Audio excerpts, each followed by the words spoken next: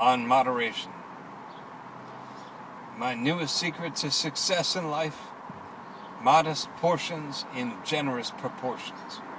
Or, modest proportions in generous portions. Either way works. Pretty much the same thing. Just a good thing said saying not much of anything.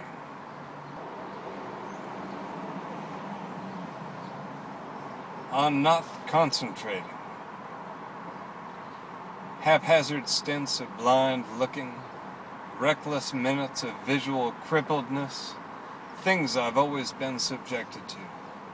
Moments when I feel like I should be caring about one thing or another, but can do nothing but fixate on oddities like giant cowboy hats. Physiological residue, I figure. In a word, natural. No doubt I became the spectacular specimen I am today precisely because of these wandering, untrained stares. So be it, said the sloth.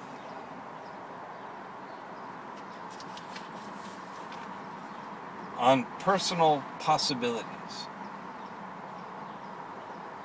My only full-time job these days is figuring out what to do with all the wondering in me. What exactly are my possibilities? Not so much what I may do with myself, but what can I do? Not so much what's going to happen to me, but what can I do to make something happen? Can I only sit and watch and take notes? Or am I primed for something more active? Where do I put my fulcrum?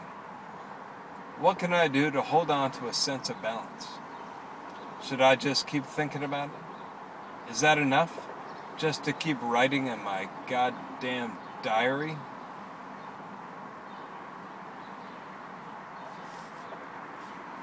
On becoming like one's parents. I have more music than I have time for. I think I have now finally entered adulthood. The music I listen to is aged. The music I listen to, I still listen to.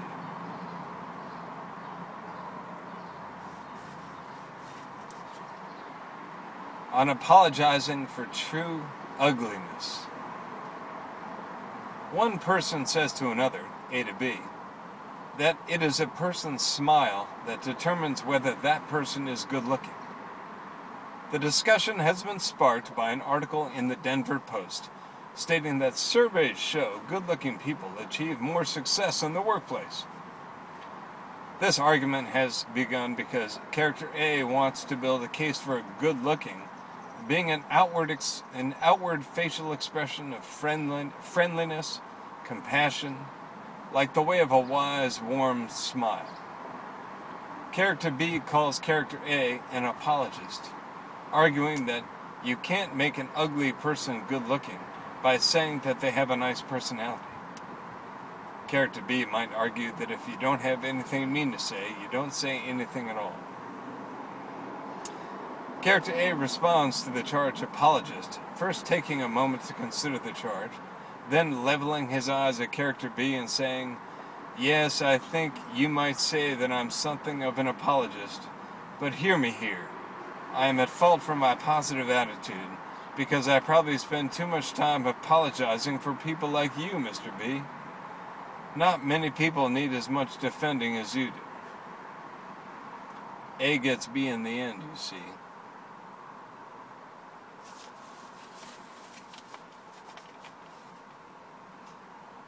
On the future. The future is not significant for the fact that we're going to be sending high-res video faxes to our grandmother's golf cart in West Palm. The future is only significant, can only be significant, if the owner of such technology has something to say. We may fax a picture of our ass to a girlfriend, but like anything else, asses are much more affecting in person. I don't really know what my point is, but my point is this. The value is in the message, not in the machine that sends it. They say you shouldn't shoot the messenger that brings you bad news. But isn't it also true that you better not give the messenger more credit than he deserves when something smart comes along?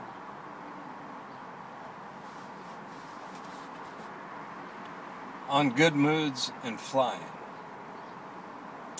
Airborne stream of nonsense concerning my present emotional condition. A bliss of contentment. A bit different that way. Different from the exaltation of knowing God or love on an island. My rapture is all about having love for what isn't with me now, as well as for my own life. It has the glory of a regional confederacy, painted red with my blood and electric silver with my racing thoughts of calm, peaceful things.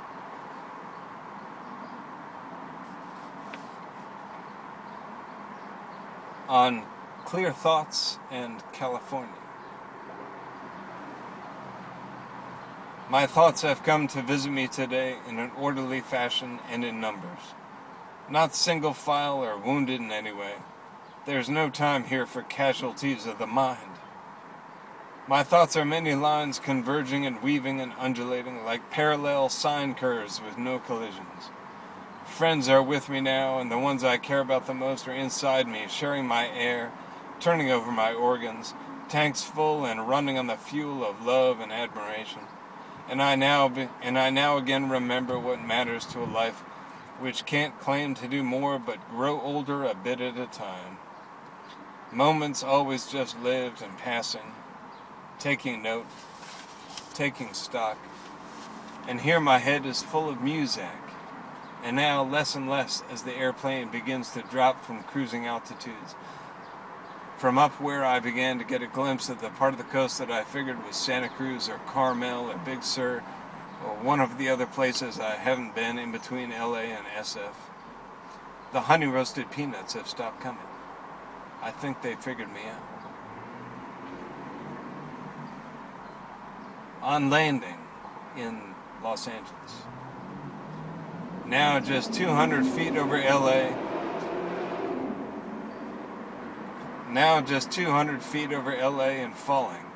With luck, landing. Car dealership, highway, hotel, plane, parking lot, plane, grass, asphalt, bump, skid, bump, brakes. Ears now useless. Everything suddenly on Dolby noise reduction. I fly the friendly skies because I don't know any better. Vámonos.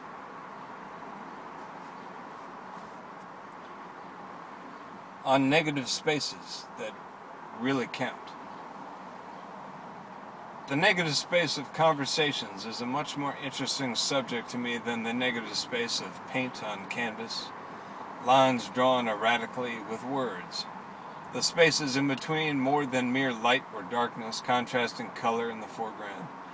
Words can be effective, of course, even poignant or amusing, but they're never quite enough. However, our conversational negative spaces would be meaningless without words, without context. You need to know where they would have gone to fully appreciate their absence.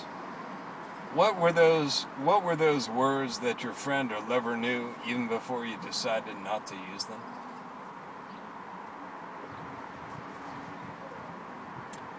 On enthusiastic concert goers. I met a kid in LA who went to a Pink Floyd concert in high school after taking 10 hits of acid. When the band began playing the song Time, this kid got so excited he ate dirt.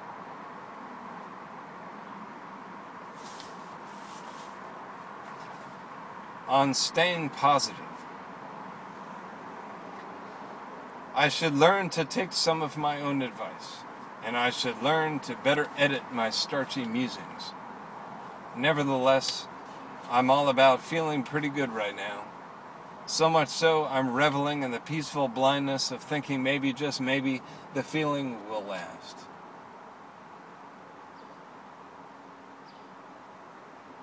On length and width. What about length and relativity? As far as I'm concerned, width is more than capable of being longer than length. Isn't it all in how you look at it? Or is it just how you look at it?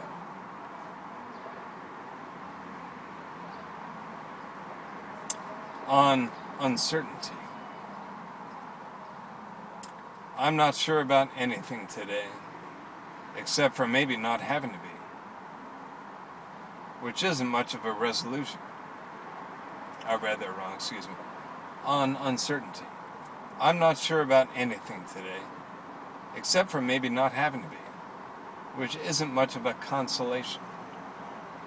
My delusions of normalcy hold only so much water.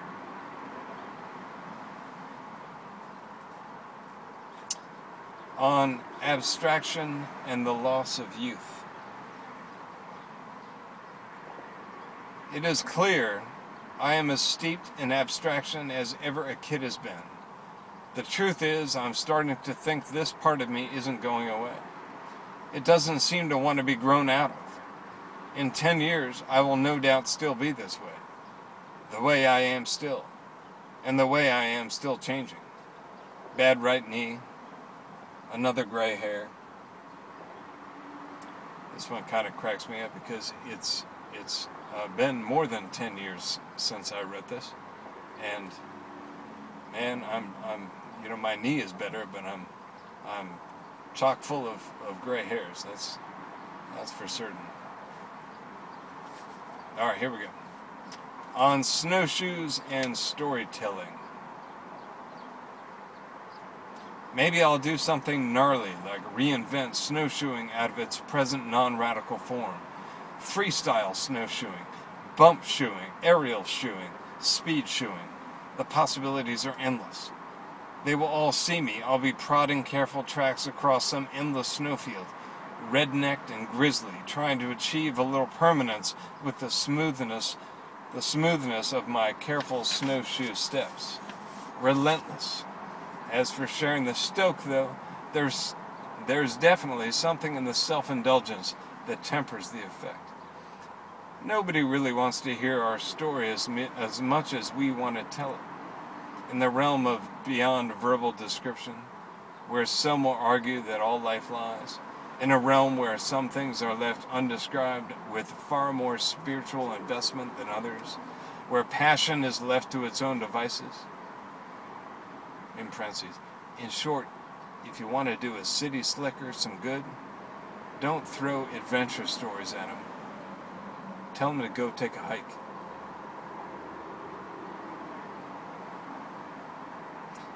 On positive self-affirmation. Wise-ass commentaries are good, as are self-indulgent abstractions about my way about things.